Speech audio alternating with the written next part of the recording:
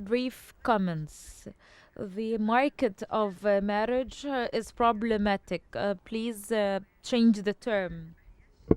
Also, it's not like marriage or work as if it's either or. They are compatible now, or they are like hand in hand now. Third, uh, here are you referring to the expanded family or extended family or the nucleus family?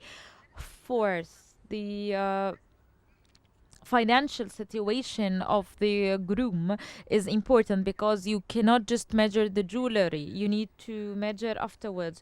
Also, the dependence of the groom on the bride to cover the expenses, the effect of divorce or the relation between divorce and job hunting in general. Very briefly, I was a bit confused due to the large numbers of variables we refer to. Maybe if I had read the paper beforehand, I would have followed better, or I would have focused on the most important variables. Here, while reading the invitation, here I read the word the marriage market, and here we need to refer to factual and perceptional variables. I thought that we would use the variables and dynamics of economy in marriage. In other words, we will study marriage in terms of supply and demand.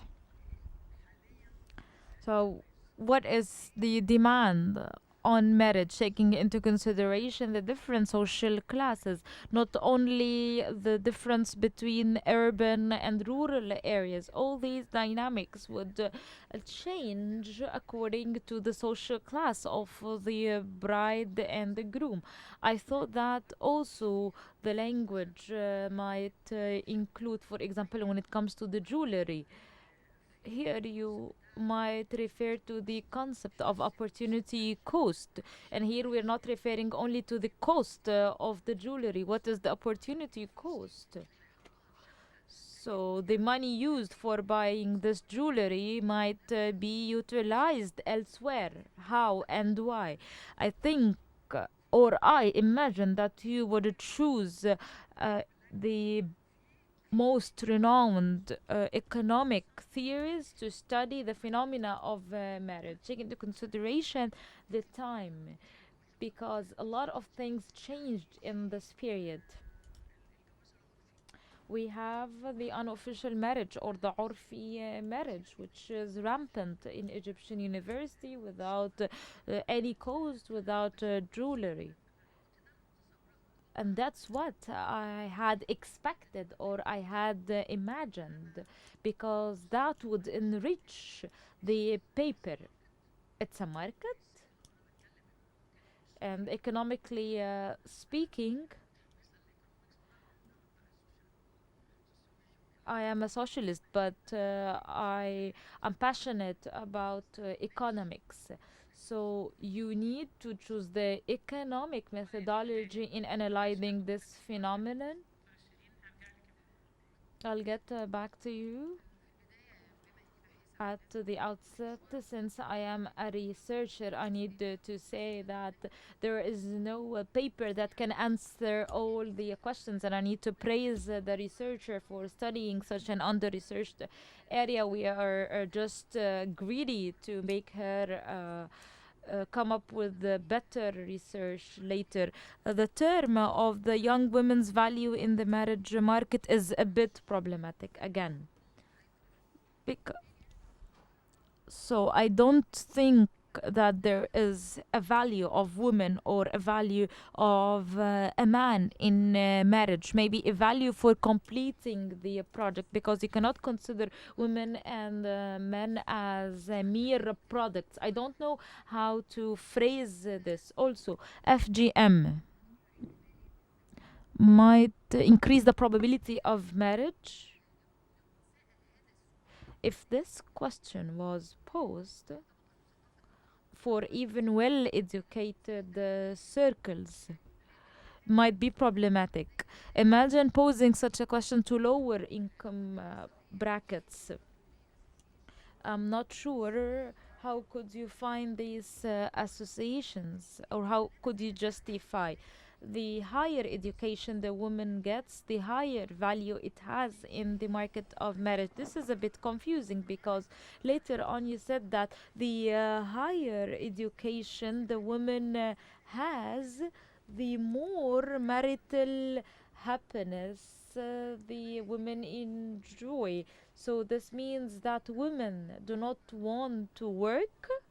So I have, if I'm well educated, then I have higher value, and if I get married, I am happier. Then women don't want to work, right? And this can justify the decrease in labor force participation. So there is no policy that can encourage women to join the labor market. So also there are no effects for a husband characteristics on marital happiness, as if women are desperate just to find any man. So we need to study these things further and in detail, because certain papers might study many variables and took the associations for granted without interpretations. This topic is very important, and you cannot study it from a statistical or economical point of view. You need to involve sociologists, anthropologists, because this topic needs a multidisciplinary approach. Last point, the care work or the care chores for women. Many studies measure the time used for women, and certain countries take these hours into its GDP. Also, the MLPS take that into consideration. The work, maybe my work at home is not like marketable, but this work cannot be underestimated. We still respect the house chores, for example, and here we need to study. Would women have more competitiveness in this regard? But as famous chefs and famous tailors are men, not women. And but the point is, you need to include such aspects into consideration. Thank you, Dr. Abla. I'm very happy. And yes, I was a bit confused, I have to say, and I will ask Dr. Dina to clarify things for me. When you started talking, you said we have a market for marriage and a market of work. And I had imagined that women might prefer the market of marriage. And just as Dr. Abla said, you studied such a huge topic that these two papers cannot do justice. These two papers are, or just studied the headlines. So, reading the English title, The Economic and Social Dynamics of Marriage, would entail that you are studying the market of marriage from a social and from economic implications. And I'm not referring here to the jewelry. For each marriage, there are social dynamics and economic implications. And we need to set clear these things before submitting recommendations. You open the Pandora box, Dr. Dina. You have much to do in this regard. The fact that young female who finished their education would opt towards marriage rather than employment is worthy of studying on its own. So my advice to you is, don't issue policy recommendations until you research these controversial topics more. We refer to FGM and to jewelry despite the fact that there are deep issues that were ignored. First of all, I would like to thank the panelists and Dr. Abla Abdel Latif because this topic is very interesting and I benefited a lot from the presentation and the comments. Dr. Heba clarified many things. Dr. Hania also raised valid points. I'm not an expert in sociology.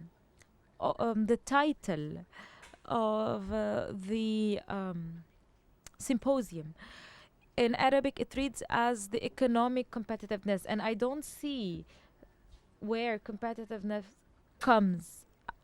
It's not clear to me up till this moment. And is it either or?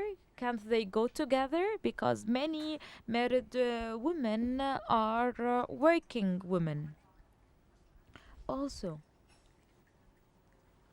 it's very important to understand the structure of the employment sector. Maybe the lack of representation is not due to marriage or lack of marriage, maybe because the nature of jobs are not relevant to women. So, for example, investment in infrastructure would need men rather than women. That's why you need to take into consideration the structure of the job market, and the same holds true for the private market. Maybe the cost for employing women might be higher compared to employing men. So many issues might not be related to the educational background. The private sector is reluctant to employ women because this incurs more burdens. But at the end, I would like to thank the panelists very much.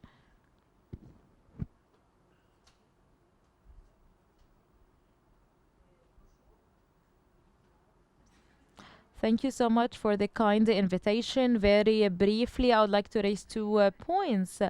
I thought that we might talk about the role of religious institutions or religious discourse. This has much to do with education and marriage, so we cannot ignore the role of religious discourse. This is very important, and this affects the mindset of the collective society.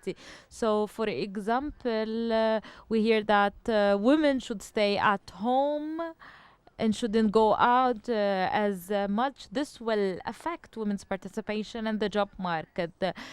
Second, I attended a conference earlier in Al Basira and they conducted statistics. I cannot remember the numbers right now. You said that women are engaged in education even more than men in secondary and higher education institutions. These statistics were done. And the main purpose of joining the educational sector for women is to get a good groom and not to get a decent job. So this mindset is ingrained no matter what. That's why I asked about the role of religious institutions or religious discourse in general.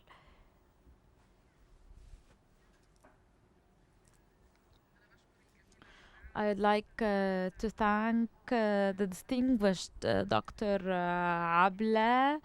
My name is Gehad Ibrahim, and I am a member of the parliament representing the Commission of Disability. And I would also like to thank Dr. Dina. I'm very proud that I graduated from the Sociology of Department, despite Dr. Heba, despite being an expert of statistics. You refer that you needed to that the researcher needed to include qualitative and quantitative methods in order to reach valid conclusions.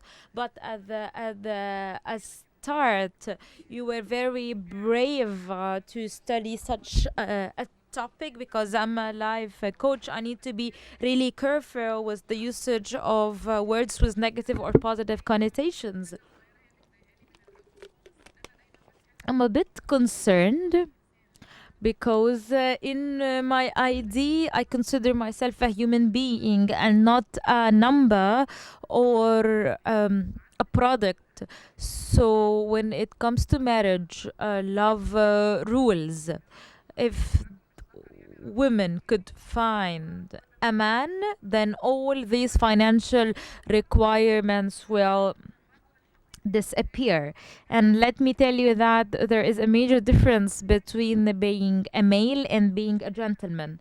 Here, working women or even housewives are now the main breadwinners.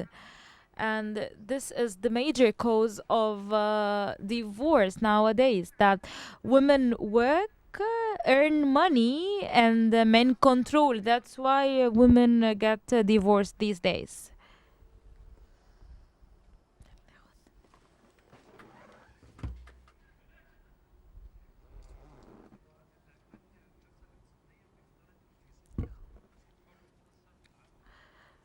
The title suggests is that there is an open market. So you need to study the freedom in both markets. I can set an example. The only freedom available in the marriage is the second marriage, because this liberates the man from the control of the family, and men with much financial independence could do so. When it comes to employment, the freedom is there when for people with limited educational background, because these people might have better opportunities, and this might make women accept men with limited educational background because they have steady income.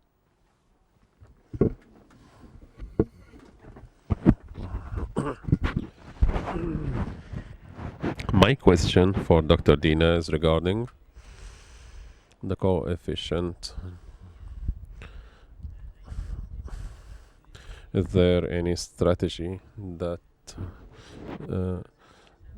that verifies that this is a causal coefficient? So there was a link between the labor market and marriage, if it's causal or linked. For instance, the wife doesn't work because she has children. That this is so she stopped working, or she didn't get married in the first place. Is there a link between them, or is there a third cause regarding that the country or the private sector cannot or do not provide work opportunity for her? How can I see such relationships or links? Dr. Yahya, National Population Council. I would like to know from the researcher the definition. What is happiness to her? One more thing I would like to add is that men is not measured by money or monetary value. As our colleague have said, perhaps ethics are also related. You may find a rich guy but who has no ethics. So monetary value is not a priority in setting the value of a human being. Uh, we need also to find a methodology, a clear methodology before we start, before we make a recommendation. We need to know about the methodology. The first comment about depending on a study of a survey of 2009. I have worked on this survey.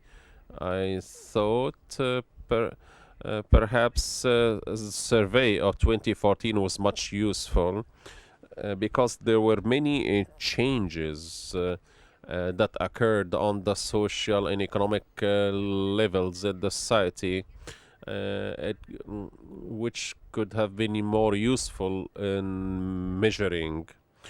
Uh, an indicator, a statement that I would like to comment upon is that the working woman is more happy than the married woman. You have taken out of the equation the social differences.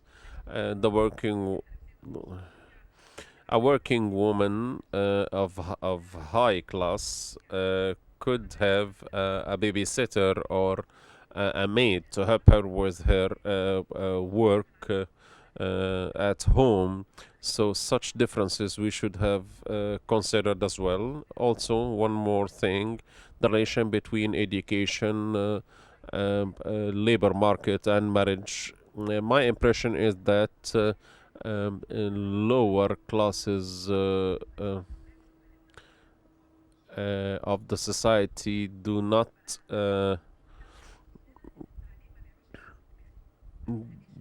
send their girls to schools or for education, because over the years we have came to realize over the years that education doesn't really change social status, because a janitor, for instance, doesn't send his kid to school because at the very end he will work as a janitor as well.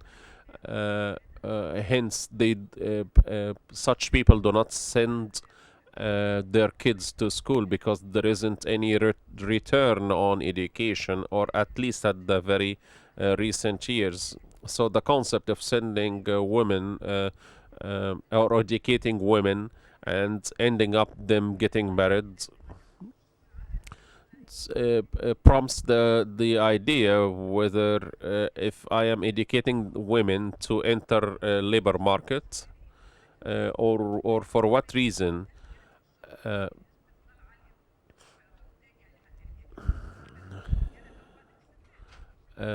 no, there are many social, economic circumstances and social tendencies has prompted women entering labor market.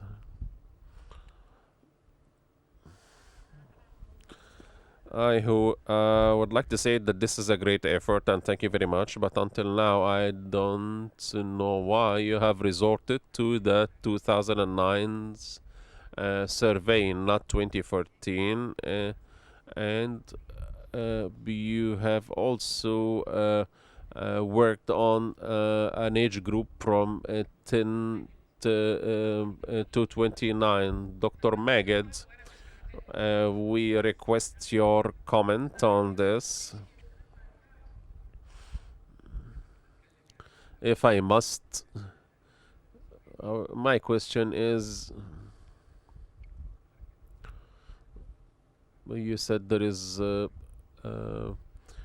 competitiveness between the market and marriage, between the labor market and the marriage market. Well, this is a bit tricky bec because a woman perhaps she cannot find a job, but she can find the husband. So in this case, how can we differentiate between the two? I don't know if the data, the survey data shows this. The second point is regarding the value. The way people perceive marriage here in Egypt is that it's a must. However, on the other hand, work is an option. And even in the labor market, businesses prefer men to women. So the survey should shed some light on this aspect, because these two markets are not equal in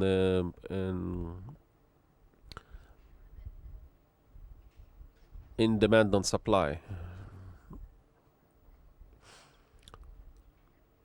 There is a symposium or a seminar in this ERF for 2 days, because we have very disappointing results about the participation of women in the labor market. If anybody would like to attend such seminar, this is an invitation. Dr. Adima, if you may reply to these questions.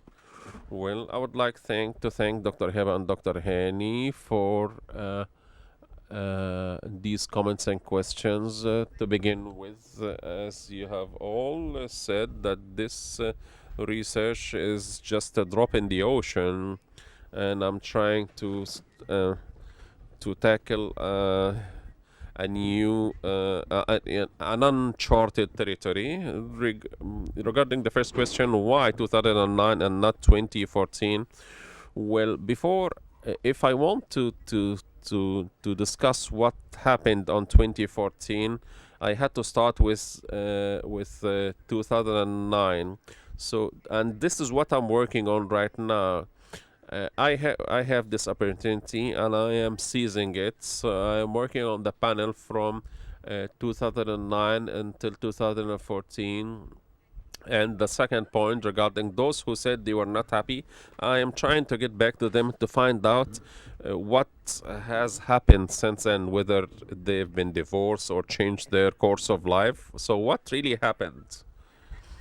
Well, in 2014, I would like to find out if such of those women are happy or not, or are they are still unhappy, holding the same result they have mentioned before. Regarding all the rest of the comments, I don't know from where to start. However, they are in the same constant that they suggest further research. It's more or less a to-do list that I will take into consideration in all the research series to come next.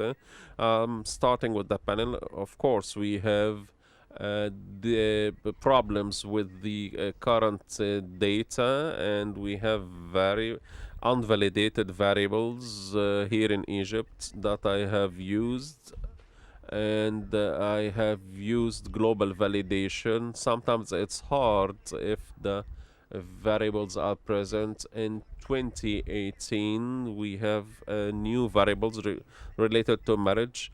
For me, 2006 is same as 2009. Regarding the youth bulge, I can't hear. Uh,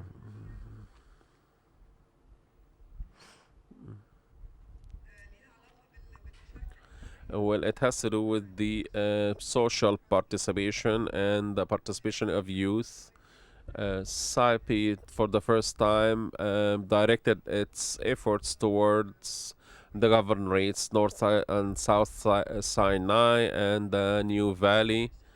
And for those youth, it was interesting for me to look on their data, whether they were significant or not, in order to stand on their role in the society.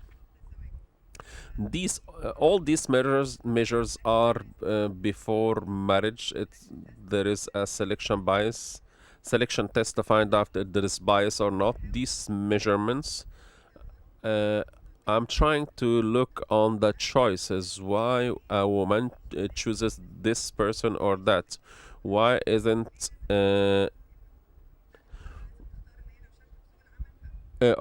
excuse me, why the woman chooses this or that? This or that means labor market or marriage market. Why does she prefer this? I have used many proxies in order to provide perception for me. For instance, the participation of women in house chores doesn't mean that we are ignoring her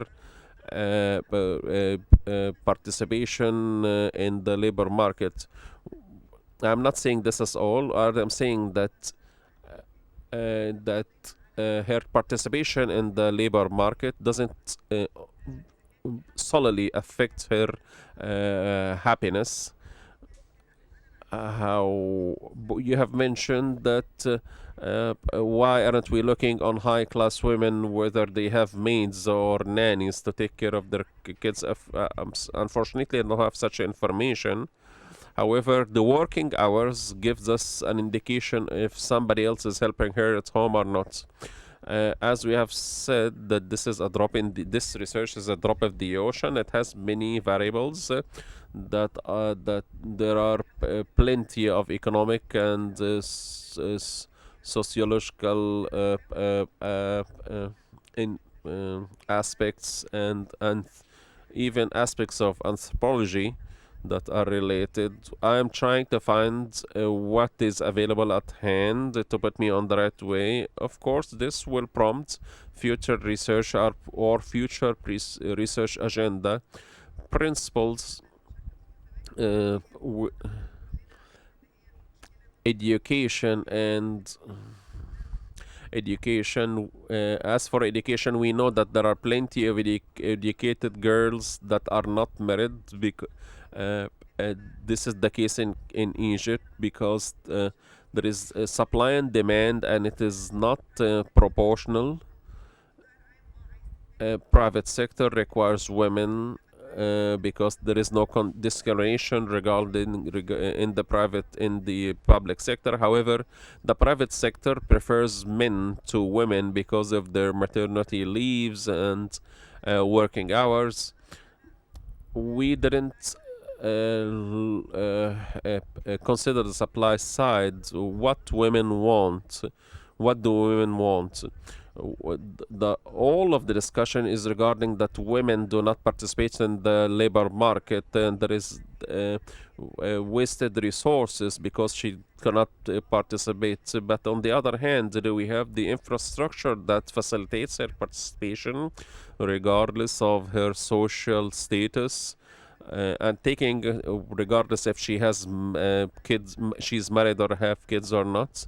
This information coupled having such information along with SIPE 2014 could provide a more in-depth view of the status of women here in Egypt. Before this session, I've told our colleagues here that your inputs are very valuable to us. I have benefited from all your comments and suggestions. So that I could utilize them in the future series. And this is not just a research paper that I'm done with. This is an ongoing process that will be updated with, inshallah, with the data of 2014 and new data. Hopefully, we will have different outcomes and results. المشكلة في المسح, which allow me to add to this. I am so happy with the discussions because to have such discussions, that means we are successful or we are on the right track. That means we have provoked you so that you could make comments. I know that there is a difference or a gap between what is and what should be, and this is easy. It's not just that the information is not there, but also because of the analysis is qualitative. When we have when we've said that we're going to publish the first paper, even though it is based on data from 2009, well, we have done so, but because I am greedy, I wanted to start with 2009, knowing that we are working on the research paper based on 2014 data. But first, I would like to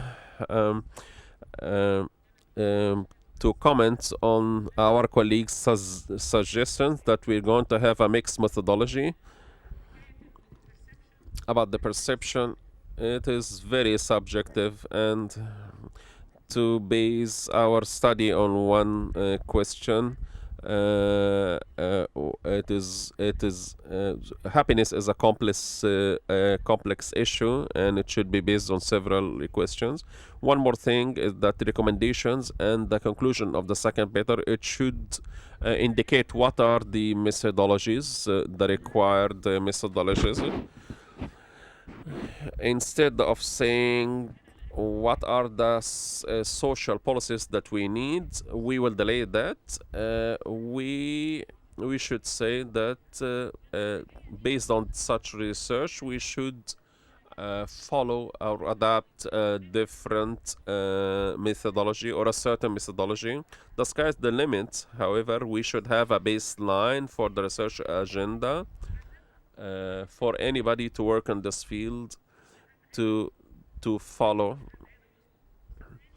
for those who are to follow, and perhaps with accumulative information we would have more output. So perhaps in the the following papers that we are not to focus on policies but rather suggestions about the future methodologies.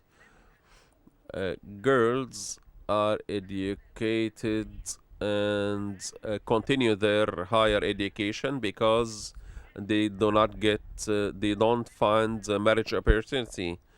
One of the problems also that we have in the private sector doesn't hire women because of working hours. Even the private sector, on the other hand, has a problem, a continuous problem regarding hiring of women. Definitely, they have a problem regarding the nursery period or maternity period. We have some emerging solutions that we increase the we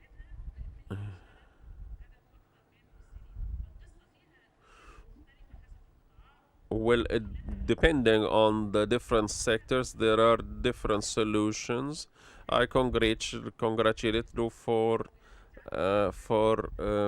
trading on such uncharted territory. You have um, uh, made a breakthrough, a positive breakthrough.